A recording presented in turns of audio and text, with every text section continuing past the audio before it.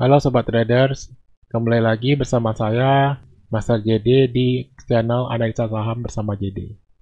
Pada kali ini saya akan membahas topik tentang saham-saham under value.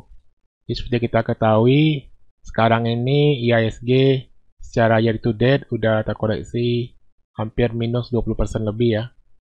Nah, kita tahu bahwa banyak harga saham yang terkoreksi lebih besar dari 20%, ada yang 50%, ada yang 70%, dan sebagainya.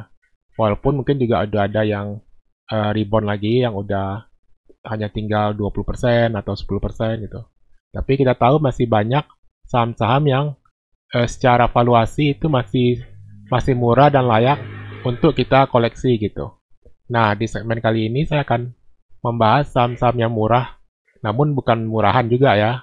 Nah, nanti bisa kalian kalian simak beberapa saham yang udah saya pilihkan ya, ada sekitar 4 saham yang akan saya bahas pada episode kali ini. Nah, nanti sebelum kita mulai, bisa simak dulu yang satu ini.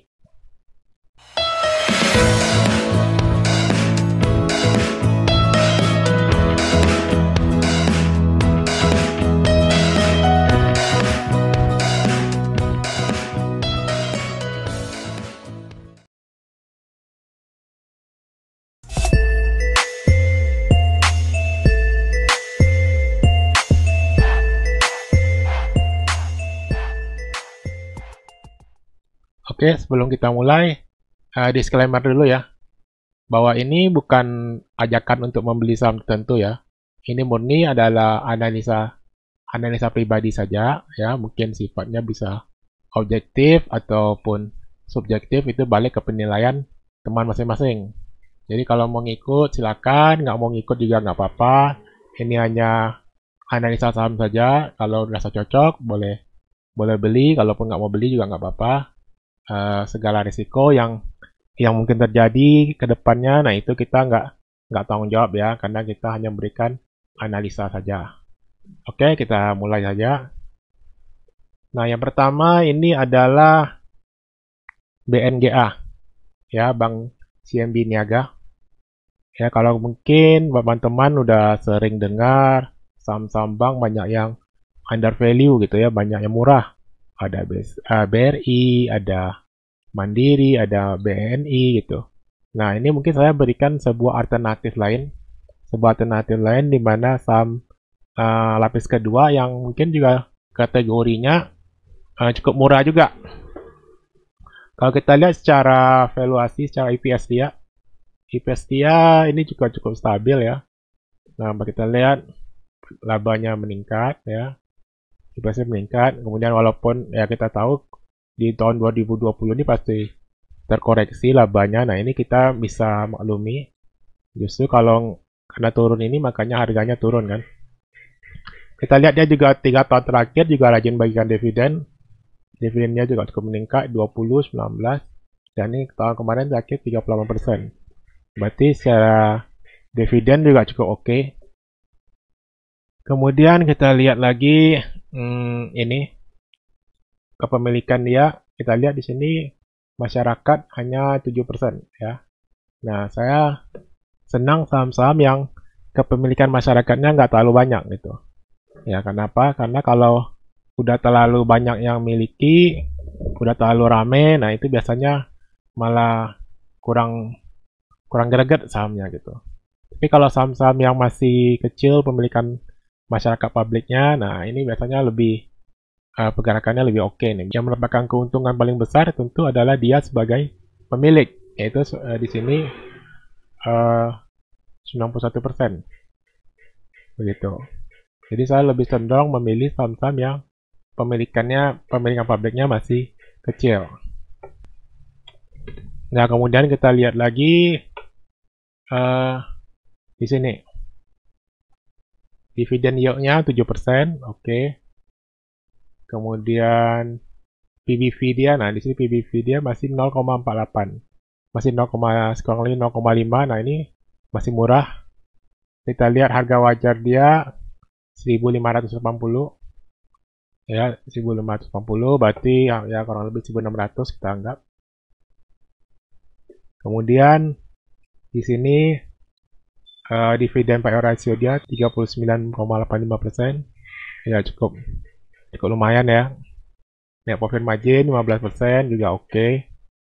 Nah, kemudian kita lihat di grafik dia sini. Jadi kalau kita lihat sekarang ini harga dia di 700-an, 760. Nah, ini masih sekitar 0,48 tadi ya, 0,48 dari PBV dia ya.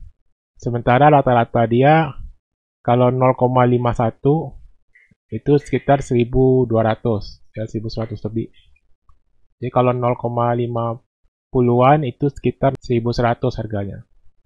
Jadi kalau kita lihat kalau dia bisa balik ke 1, PBV dia 1, nah itu bisa 1600 gitu. Jadi potensi dia bisa 100% ya, 100% atau 2 kali lipat.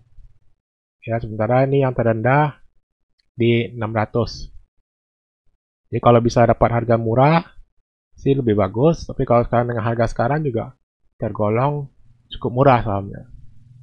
Nah, berikutnya adalah Ciwi Kimia ya. Ciwi Kimia udah pernah saya bahas di video sebelumnya ya. Bisa lihat di link deskripsi ya di atas ini. Nah, yang kita lihat di sini laba dia. Laba dia kita lihat ada peningkatan ya, ada peningkatan. Di sini 0,05, di sini 0,576 gitu. Ada peningkatan dikit, tapi kalau kita lihat kuartal pertama itu cukup signifikan meningkatnya. Walaupun di kuartal kedua dia tetap rugi, tapi secara keseluruhan totalnya dia masih profit ya. Sehingga kalau disetahunkan itu udah hampir mendekati, udah bahkan lebih dari laba dia tahun yang lalu gitu. Nah, ini berarti saham ini cukup bagus. Nah, di sini kita lihat masyarakatnya 40% ya.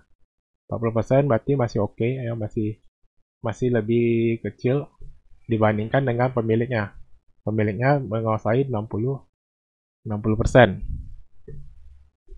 Oke, di sini kita lihat equity dia 1,47 miliar, sementara utang dia 1,63, aset dia total 3,1, berarti sih masih oke. Kemudian secara book value, nah book value kita lihat di sini 0,98, berarti ini udah hampir mencapai book value dia.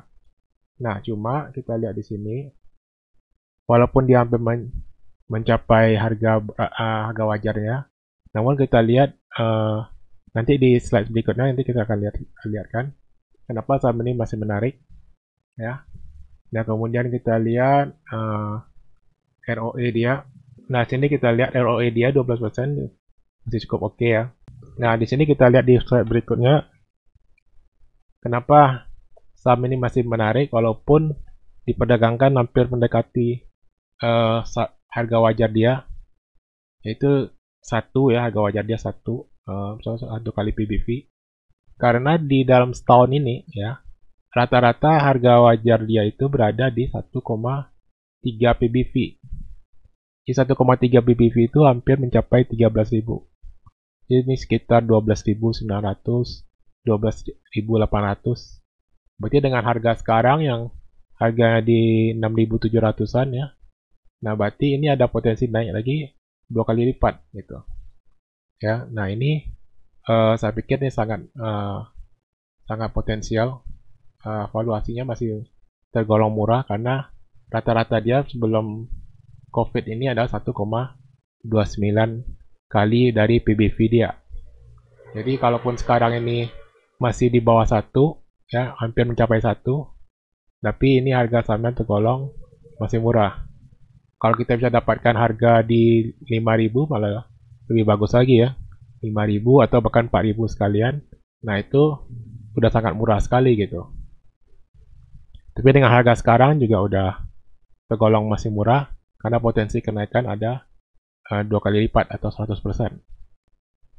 Berikutnya adalah Pelin ya. Pelin ini saham Plaza Indonesia ya. Plaza Indonesia ini bergerak di bidang properti dan real estate ya. Ini kalau yang Jakarta pasti tahu lah ya, Mall Plaza Indonesia.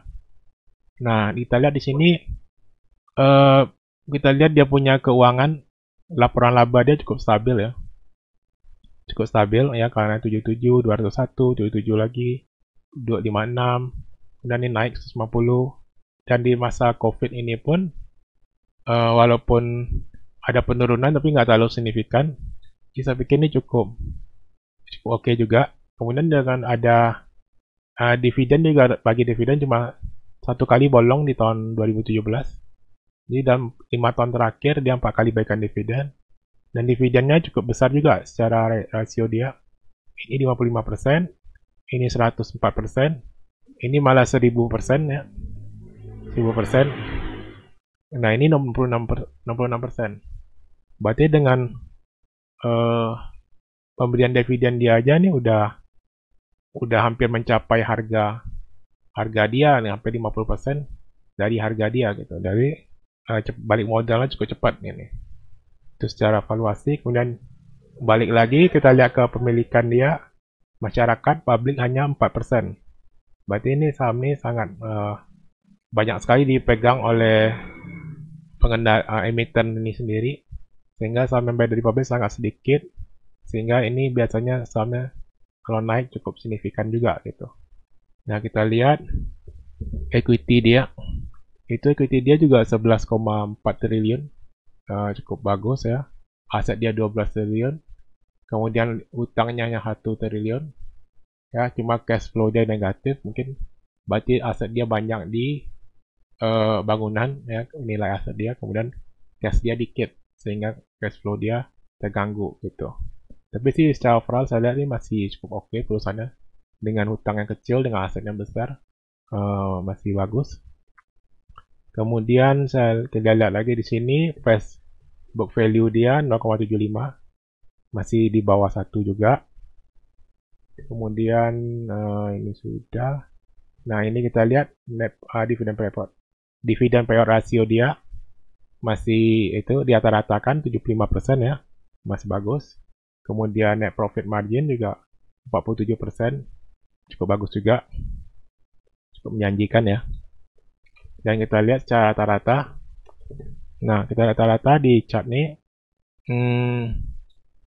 rata dia ada di PBV 3 kali. Wah. Ini kalau sekarang ini masih 1, sekian ya. Jadi kalau kita lihat di sini PBV dia ada di harga 2400-an. Ini ada 1,2 kali.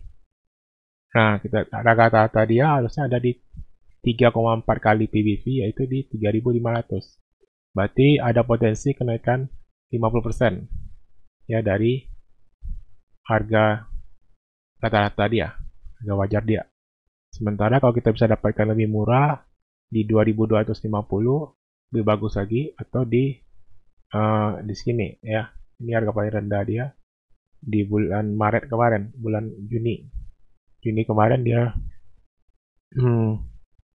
paling terendah, berarti ini sekitar 2100-an.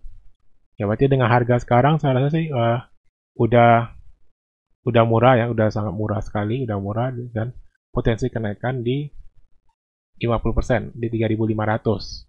Ya, apalagi dengan pembagian rajin bagi dividen, saya rasa sahamnya sih cukup layak. Yang berikutnya adalah ITMG. Nah, ITMG kita tahu bergerak di bidang batubara. Ya, bergerak di bidang batubara. Kemudian kita lihat laba dia. Ini dalam US dollar ya, US dollar. Dan ini labanya stabil, bagus ya. Walaupun kemarin ada penurunan. Nah, ini udah mulai ada penurunan di tahun 2019.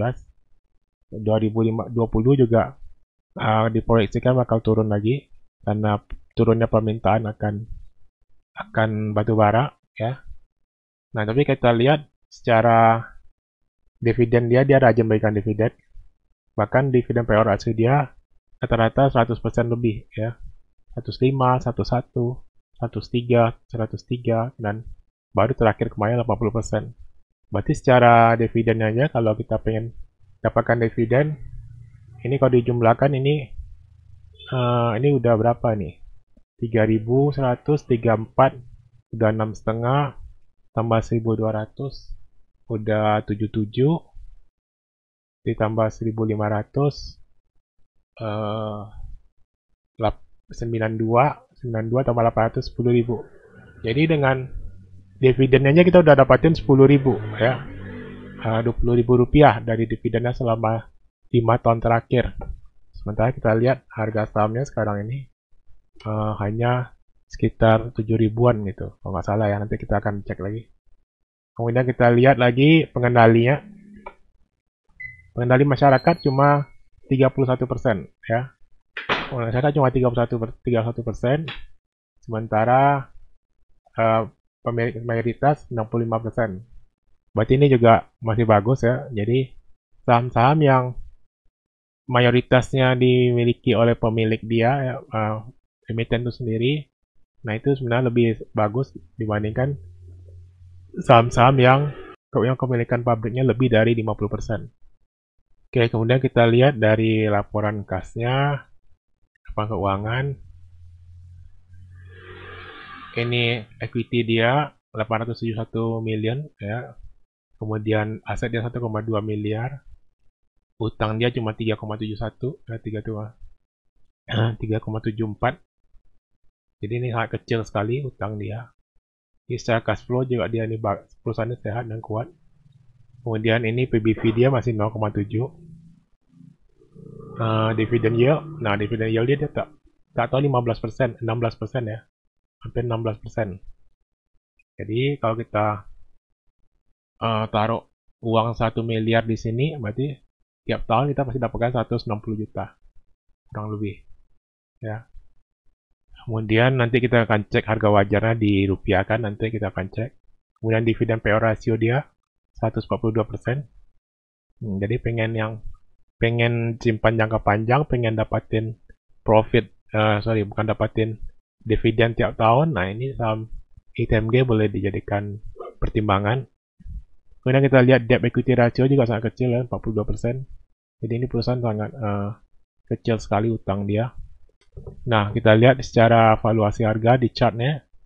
Kita lihat di sini harga sekarang di 7.900, ya hampir 8.000. Sementara kalau kita lihat harga secara rata-rata, PBV dia di 0,90 kali, itu ada di kisaran 15.000 sekian. Dari 15.000 sekian berarti ini juga hampir mencapai 100%. Ya, hampir mencapai 100%. Jadi kalau kita bisa dapatkan harga di 6.000, itu udah lumayan murah ya. 7.000 juga murah. Jadi dengan kisaran harga 6.000 sampai 7.000 pun kita masuk pun harganya masih oke gitu. Bahkan dengan harga sekarang 8.000 kita masuk juga ada potensi untuk naik sampai 2 kali lipat gitu. Nah, itu untuk ITMG ya. Nah, oke, itu tadi 4 saham yang saya udah bahas yang nilai valuasinya masih murah, yang bisa kita koleksi dan mungkin dalam jangka kedepannya, 1 tahun ke depan mungkin bisa berikan return kurang lebih 100%. Oke, kalau ada pertanyaan, ada komentar, bisa tinggalkan komentar di kolom di bawah. Kalau kalian suka video ini bisa kalian like, dan kemudian kalau kalian rasa bermanfaat, kalian bisa bagikan juga video ini kepada rekan-rekan yang lain agar mereka juga bisa mendapatkan informasi yang seperti ini. Oke, sampai ketemu lagi di lain kesempatan. Salam cuan dan profit selalu.